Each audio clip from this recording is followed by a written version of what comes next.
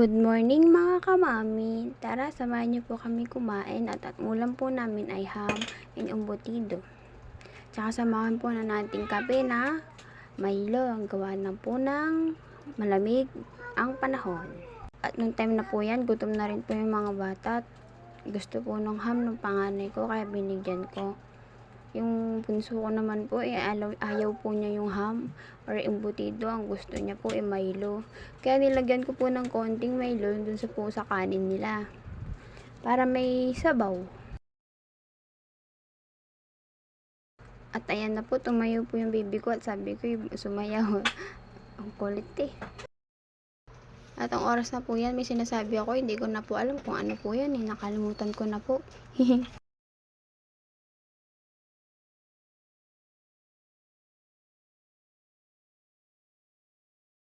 Nga po pala mga kamami, alas 10 na po niyan. Natulog lang po muna kami bago kami kumain. Gawa po ng maaga po kasi ako nagigising, kaya pag alis po ng asawa ko, nag-umiiglip po ako kahit isang oras man lang po. Habang tulog po kasi yung bunso ko kanina, kaya sinamahan ko muna matulog. At yung panganay ko naman po is naglalaro. Kaya nung nagising kami nang magte-10 or 9:17 ata ako nagising.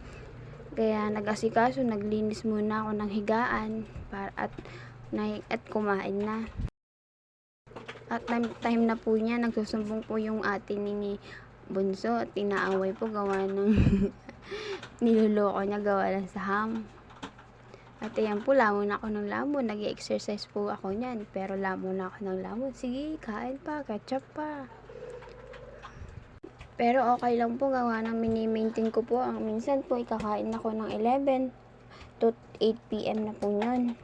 Minsan 10 hanggang gabi na po yun. Minsan din po paghapon merienda. Yun lang po ang ginagawa ko. Nag-exercise para ma-maintain ko yung katawan ko. At ito na po mga kamami, tapos na po kami kumain at may natira pa pong ulam, ham at tuyo. Bali mamaya na lang po namin yung kakainin kapag nagutom po mga bata, kaya itatago ko muna. Yeah.